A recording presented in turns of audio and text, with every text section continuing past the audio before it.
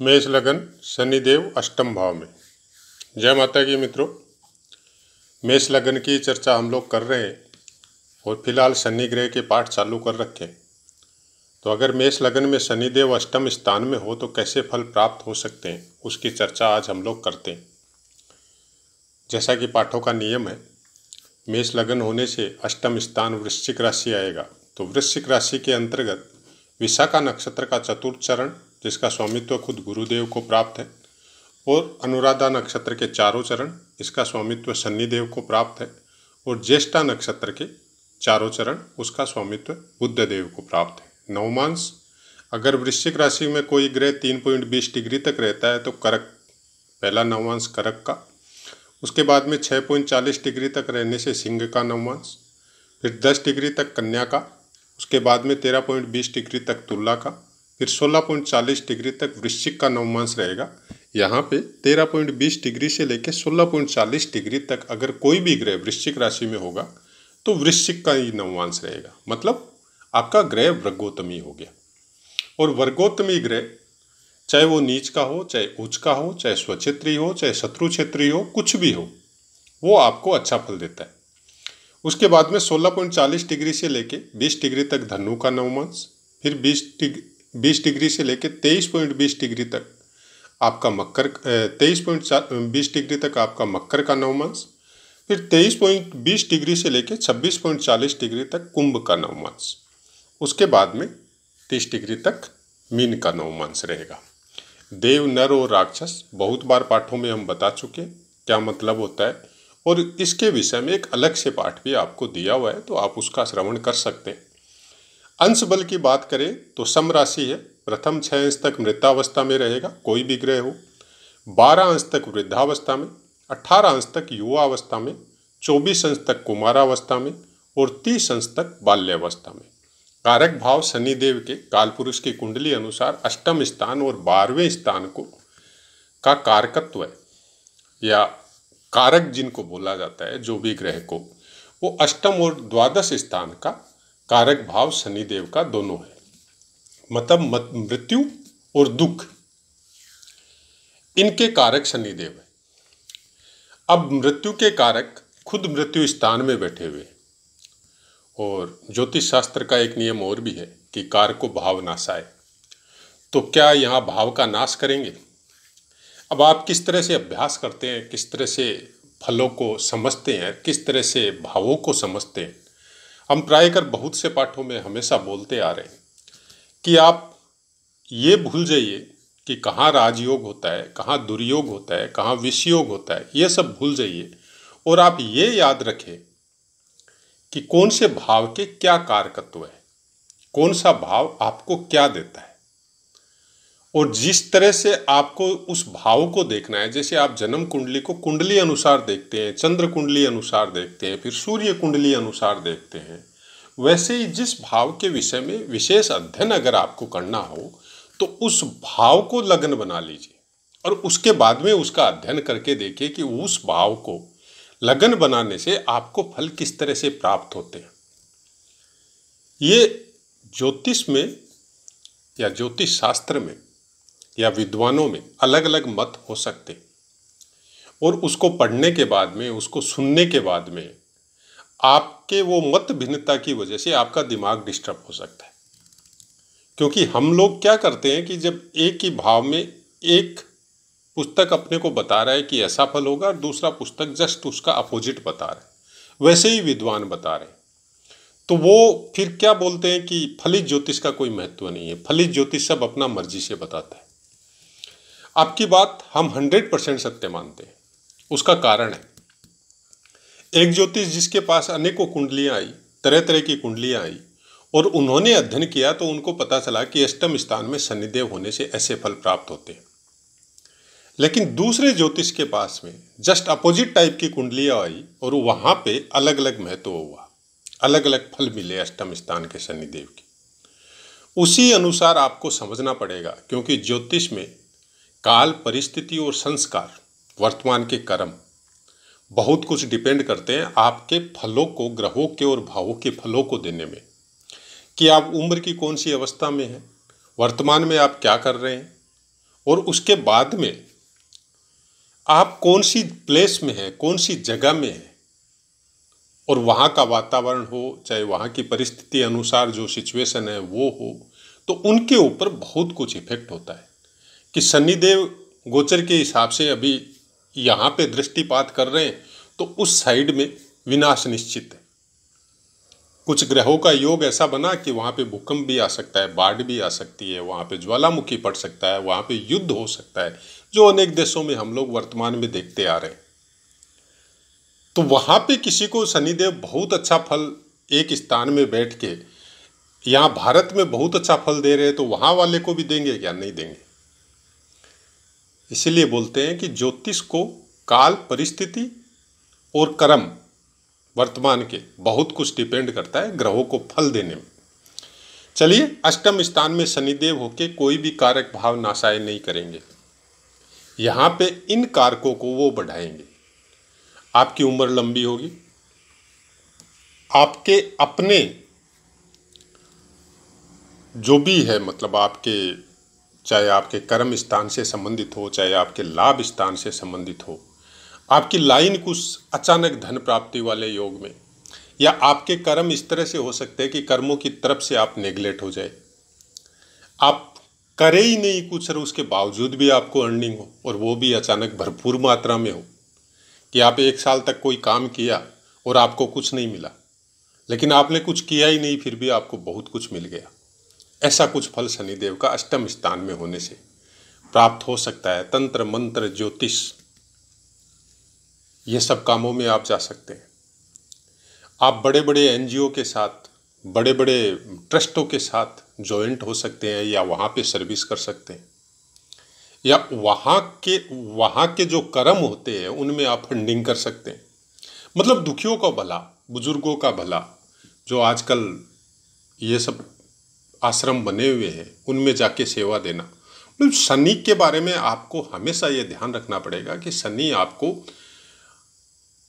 Active करते हैं free सेवा देने के लिए। शनि आपको एक्टिव करते हैं दूसरों का भला करने के लिए। शनि आपको एक्टिव करते हैं जनमानस का भला करने के लिए। शनि आपको एक्टिव करते हैं सत्य पे चलने के लिए। और जो पीड़ा हम लोग भोगते हैं कर्मानुसार, भाग्य अनुसार, उस पीड़ा का फल भी शनिदेव ही हम लोगों को देते हैं। तो शनिदेव जब अपनी दशा या महादशा में, जैसे मेष लगन में शनिदेव बहुत अच्छे योग कारक होते हैं, आपके दशम स्थान के और आपके लाभ स्थान के स्वामी होते हैं। और केंद्र स्थान में अगर देखा जाए तो लगन के बाद में दशम स्थान सबसे बली होता है, क्योंकि कर्म करने की प्रेरणा, या कामों को करने की इच्छा, या कामों को करने की शक्ति, या कामों को किस लेवल पे आपको लेके जाना है, किस ऊंचाइयों पे लेके जाना है, किस तरह से आपको फेमस होना है, किस तरह से आपको आगे बढ़ना है, ये दशम स्थान निर्धारित करेगा। लगन आपका निर्धारित करता है कि लगन से आप कितने हष्टपुष्ट है, कितना आपका दिमाग में चोर है, कितने आपके शरीर में बल है, किस तरह से आपको संस्कार मिले हैं, किस तरह का आपको परिवार मिला है, किस तरह की पृष्ठभूमि से आप आ रहे हैं। उसी बल, उसी क्षमता, उसी संस्कार के द्वारा आप अपने कर्म करते हैं। और शनिदेव उन कर्मों में या तो बढ़ाएंगे या घटाएंगे। बढ़ाने का मतलब ये हुआ कि आप अच्छे कर रहे हैं, शनिदेव के अनुसार कर रहे हैं, लोगों का भला भी कर रहे हैं, पैसे भी कमा रहे हैं, बड़ी बड़ी इंडस्ट्रियलिस्ट हो सकते हैं, बड़े बड़े धनी हो सकते हैं, धन कुबेर हो सकते हैं, बहुत बड़े लाभ की मात्रा आपके कामों के द्वारा आपको प्राप्त हो सकती है। लेकिन उस लाभ को खर्च कहाँ कर रहे हैं, सबसे बड़ी डिपेंड, सबसे बड़ा शनिदेव का जो प्रभाव है वहीं पे आता है। अब आप काम, कोई अनैतिक कार्य कर रहे हैं, कोई ऐसे काम कर रहे हैं जिनके द्वारा आपको धन तो बहुत आ रहा है, लेकिन धन के साथ कुछ और भी चीजें आती हैं, उसको फल में रूपांतरित करने का काम शनिदेव का है। यहां से अपनी तीसरी दृष्टि को ये दशम स्थान से देखेंगे तो जैसे ही आपके गलत रास्ते, जिनके द्वारा धन की इनकम हो, जिनके द्वारा कामों की इनकम हो, जिनके द्वारा आप फेमस हो रहे हो, कि आप नेता बन गए, मंत्री बन गए, या बड़े बड़े बिजनेसमैन बन गए, तो आपने प्रोग्रेस तो बहुत की, लेकिन जैसे ही शनि योग कारक आए, शनि की महादशा आई, शनि की अंतरदशा आई, या गोचर में शनिदेव का गोचर चेंज हुआ, उस समय में आपको ये पीड़ा देखने को मिलेगी कि अगर आप सही तरीके से काम कर रहे हैं तब तो उसको बहुत बढ़ाएंगे, और अगर आप गलत तरीके से काम कर रहे हैं तो अचानक से ब्लॉकेज लगाएंगे, अचानक से उस काम को डिस्टर्ब करेंगे, अचानक से आपका मेंटल डिस्टर्बेंस करेंगे, अचानक से आपको कुछ परिवार में कुछ अलग कर देंगे, क्योंकि सप्तम दृष्टि दूसरे स्थान में भी देखेंगे। अचानक से आपको मोटा बहुत बड़ा घाटा दे देंगे। तो इस तरह के काम शनिदेव क्यों करेंगे? क्योंकि आप उनके अनुसार अपने कर्म नहीं कर रहे। कर्माधिपति है शनिदेव, यहाँ पे मेष लग्न में कर्मों के स्वामी है, और उनके अनुसार जब आप कर्म नहीं करेंगे तो उनके दंड के भागी तो बनना आप, ये तो श्योर है, ये तो कोई रोक नहीं सकता। तो हम लोग दुखी होते हैं और शनिदेव दुख के कारक है। अब शनिदेव दुखी करेंगे तो दुखी तो होना पड़ेगा, लेकिन उस दुख को अगर समझ के हम लोग अपने कर्मों को सुधार लें, हम लोग अपने वर्तमान के कामों को सुधार लें, सही तरीके से चलना चालू कर दें, तो फिर उन कामों को बहुत बढ़ाएंगे। वहां से फिर दूसरे स्थान को देखने से परिवार में कुछ प्रॉब्लम आ सकती है, आपके धन में कुछ प्रॉब्लम आ सकती है, अचानक से खर्चे बढ़ सकते हैं, वो भी परिवार के लिए। अचानक से ऐसे कुछ काम हो सकते हैं जिसके द्वारा आप सोचा भी नहीं हो, कोई बीमारी हो गई, कोई और परिवार में कोई ऐसी डिस्टर्बेंस ही आ गई कि आपका धन खर्च हो गया। उसके बाद में ये आपके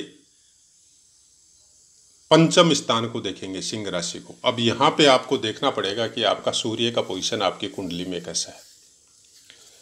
अगर अच्छा नहीं है सूर्य देव का पोजीशन, या कोई गुरु का एस्पेक्ट भी नहीं पड़ रहा है, गुरुदेव का दृष्टि भी शनिदेव पे या पंचम स्थान पे नहीं है, और कोई क्रूर ग्रह का और दृष्टि पड़ रहा है शनिदेव के अलावा, तो पंचम स्थान को पूरी तरह बिगाड़ देंगे। आपके विद्या बुद्धि के क्षेत्र में बहुत स्ट्रगल करने के बाद में हो सकता है आपकी शिक्षा पूरी हो, नहीं तो ये भी हो सकता है कि मिडिल ऑफ कॉलेज ही आपको शिक्षा छोड़नी पड़े और आपको कामों में लगना पड़े। आप चाहे बिजनेस करो चाहे सर्विस करो, उस काम में आपको ज्वाइन होना पड़े। अष्टम स्थान में बैठा हुआ शनिदेव आपको बचपन में संघर्ष दिलवा सकता है, और दिलवाता भी है। बहुत सी कुंडलियों में ऐसा देखा है। अष्टम स्थान का शनिदेव योग कारक होता है मेष और वृष राशि में, लेकिन अष्टम स्थान का शनिदेव आपको बचपन में पीड़ाएं प्रदान करवाता है। वो दशा महादशा के ऊपर निर्भर है कि जिस समय जन्म हुआ उस समय कौन से ग्रह की दशा महादशा चल रही थी, और उस ग्रह की पोजीशन कैसी आपकी कुंडली में, और यहाँ से शिक्षा में भी ब्लॉकेज लगवा सकता है। आपके संतान के संबंध में अगर सूर्यदेव का पोजीशन अच्छा नहीं है तो वहाँ पे भी कुछ पीड़ाएं आपको प्राप्त हो सकती है। संतान देरी से हो सकती है, संतान रुग्ण हो सकती है, संतान रोगी हो सकती है। संतान के विषय में अगर एजुकेशन के लेवल में जाए या आपके साथ ट्यूनिंग के लेवल में जाए तो उसमें भी कुछ प्रॉब्लम हो सकती है। हो सकता है आपको संतान से बहुत दूर रहना पड़े, संतान आपके पास नहीं रह सके। लेकिन इसके लिए आपको फिर अपनी वाइफ की कुंडली भी देखनी बहुत ज़रूरी है। अगर वाइफ की कुंडली में पंचम स्थान बहुत सॉलिड है, बहुत ही योग कारक है, बहुत अच्छा मतलब अच्छे ग्रह उनको देख रहे हैं या कारक है उस भाव में, तो फिर वो पीड़ा आप तक सीमित हो जाएगी, परिवार में कन्वर्ट नहीं होगी। ये हो सकता है सर्विस की वजह से हो, बिजनेस की वजह से हो, वही बिजनेस फ्रॉड है या सर्विस आपकी दूर कहीं पे है और आप साल 6 महीना से 4 महीना से 3 महीना से कुछ समय के लिए जाते हैं और फिर आपको वापस अपने कर्म क्षेत्र में आना पड़ता है, तो वैसा भी कुछ हो सकता है। यहाँ से शनिदेव सबसे ज़्यादा इफेक्ट, अब मेन पॉइंट पे आता हूँ, सबसे ज़्यादा इफेक्ट आपको योग ध्यान साधना और तंत्र मंत्र, चाहे आप ज्योतिष समझ लो, चाहे रहस्य से संबंधित कोई पुरातत्व डिपार्टमेंट से संबंधित कोई चीज़ें समझ लो, उन चीज़ों की तरफ लेके जाते हैं। उनके विषय में आपको सुनना, उनके विषय में आपको जानना, उनके विषय में आप कुछ करना आपको प्रेरित करते हैं। अगर बाकी ग्रहों का भी साथ हो, आपका मंगल भी सॉलिड हो, लग्न भी आपका बहुत अच्छा हो, आप शारीरिक स्वास्थ्य आपका बहुत अच्छा हो, दिमाग की मेंटलिटी बहुत अच्छी हो, और सूर्य देव बलवान हो। मंगल के साथ सूर्य देव बलवान होना बहुत ज़रूरी है, क्योंकि जब आप तंत्र मंत्र या ज्योतिष की लाइन में जाते हैं तो सबसे पहले तो आपके दिमाग की बहुत ज़बरदस्त मेच्योरिटी होनी पड़ेगी, और उसके बाद में विद्या बुद्धि जो बोला जाता है कि मतलब हायर लेवल का एजुकेशन, ज्योतिष सब हायर लेवल के एजुकेशन से भी 100 टाइम्स अप है या 1000 टाइम्स अप है। इसको समझना और इसको जानना, और जब जानने लग जाता है आदमी तो भविष्य कथन नहीं करता है वो, फिर उसका मुंह भक्ति की तरफ, योग की तरफ, अपने ईश्वर की तरफ, धर्म ध्यान की तरफ, मंत्र साधना की तरफ उधर में घूम जाता है। क्योंकि ज्योतिष को समझना और ज्योतिष को जानना दोनों ही अलग अलग बातें हैं। ज्योतिष को जानना पुस्तकों के द्वारा जान सकते हैं, चैनल में सुनते हैं उनके द्वारा जान सकते हैं, लेकिन समझना वो आपकी बुद्धि और विवेक के ऊपर निर्भर है। लेकिन फिर भी हम बहुत बार बोले हैं ये बात कि आपको कितना भी समझ में आओ, चाहे कुछ अंश मात्र भी अगर समझ में आता है, तो भी वो आपके कर्म क्षेत्र में चाहे किसी भी तरह का आप काम करो, आपके दिमाग के लेवल को बहुत अच्छा बना देते हैं। बहुत अच्छी चीज़ें उनमें, आपके कुछ ऐसे दिमाग की ऐसी नसें बोल सकते हैं आप, या ऐसे कुछ दिमाग के वो पार्ट बोल सकते हैं आप, पार्ट्स बोल सकते हैं जो एक्टिव होते हैं, वो आपके कर्म क्षेत्र में, चाहे आप नौकरी कर रहे हो, चाहे आप बिजनेस कर रहे हो, चाहे आप डिप्लोमा वगैरह किया है तो वो प्रोफेशनल कोई सर्विस हो आपकी, उसमें आपके सोचने का लेवल, आपके बताने का लेवल, आपके कन्विंस करने का लेवल बहुत ज़्यादा ब्रॉड हो जाता है। तो ज्योतिष आप मत बनो, लेकिन हमारा यही कहना है कुछ अंश मात्र भी अगर समझ में आता है तो समझने का कोशिश ज़रूर करना चाहिए हर इंसान को। यहाँ पे धर्म जाति कोई मतलब नहीं है उसका, किसको अधिकार है किसको नहीं अधिकार है ऐसा कोई मतलब नहीं है। ये चीज़ें हम लोगों ने लिखी है, उसको अधिकार है और उसको नहीं है। जब ज्योतिष बताया गया था उस समय वर्ण व्यवस्था थी, जाति व्यवस्था नहीं थी। और आज जातियों में वर्ण व्यवस्था अगर देखा जाए तो बहुत कुछ, ज़्यादा बोलना नहीं चाहते, आप खुद समझने का कोशिश कीजिए, क्योंकि चैनल में बहुत ज़्यादा बोल दिया तो सोशल मीडिया है और हमारा इतना शक्ति नहीं है कि हम कुछ लड़ सके लोगों से। हमारा मकसद केवल इतना ही है, जो हकीकत है, जो हमने समझा है वो हम आपको समझा सके। आप कितना समझते हैं या आपके बुद्धि और विवेक के ऊपर निर्भर है। और शनिदेव का पाठ लंबा करना, शनिदेव के पाठ में कुछ ज़्यादा बताना, उसका कारण केवल इतना ही है कि अनेक चैनलों में हम लोग केवल शनिदेव के विषय में कुछ बुरे ही बुरे पाठ सुनने को मिलते। ये नुकसान हो जाएगा, वो नुकसान हो जाएगा, ये कर देंगे, वो कर देंगे। ये लिख के रख लीजिए, कर्म प्रधान विश्व रचि राखा। आप जैसे कर्म करेंगे, जैसे बीज बोएंगे, वैसे फल आपको प्राप्त होंगे। और उन फलों को, उन कर्मों के भोगों के फलों को देने का काम शनिदेव का है। अच्छे करेंगे अच्छे मिलेंगे, बुरे करेंगे बुरे मिलेंगे। सब ग्रहों के फलों का, जितने भी ग्रह हम लोगों की कुंडली में जहाँ जहाँ प्लेस है, और उनको जो फल आपको देना है वो फल देने का काम शनिदेव का है। अब किसी का गुरु अच्छा है, बोल दिया आपको गुरु ये कर देगा वो कर देगा, गुरु कुछ नहीं करेगा। करने का काम शनिदेव का है, आपको उसके अनुसार कर्म करने। तो आशा है मित्रों पाठ समझ में आया होगा। पाठ से संबंधित कोई क्वारी हो, कोई आपके कमेंट हो, कोई आपकी जिज्ञासा हो, आप कमेंट कीजिए, आपको 100% आंसर मिलेगा। रही बात, आप पहली बार चैनल में आ रहे हैं और किसी एक पाठ को सुना और उसके बाद में आप डायरेक्ट हमको कुंडली दिखानी है, तो उसके लिए आप हमें माफ़ कीजिए, क्योंकि कुंडली देखने का काम हमारा नहीं है। हम कुंडली देखने के विषय में नहीं जाते, न हम कोई प्रोफेशनल है, न हमारा कोई फीस वगैरह है। कुंडली देखने के लिए बहुत कुछ दिमाग को सही रखना पड़ता है और बहुत समय चाहिए। और उतना समय हमको जितना थोड़ा बहुत समय मिलता है उसमें हम पाठ रेडी करके आपको दे देते हैं। तो हमारा उद्देश्य केवल इतना है कि आप कुंडली नहीं देख के आप ज्योतिष को समझने का कोशिश कीजिए और अपने आप को वहाँ तक डेवलप कीजिए कि आप अपने और अपने परिवार की कुंडलियों का खुद अध्ययन कर सकें। तो अपनी वाणी को विराम देते हैं और आपसे आज्ञा लेते हैं। जय माता।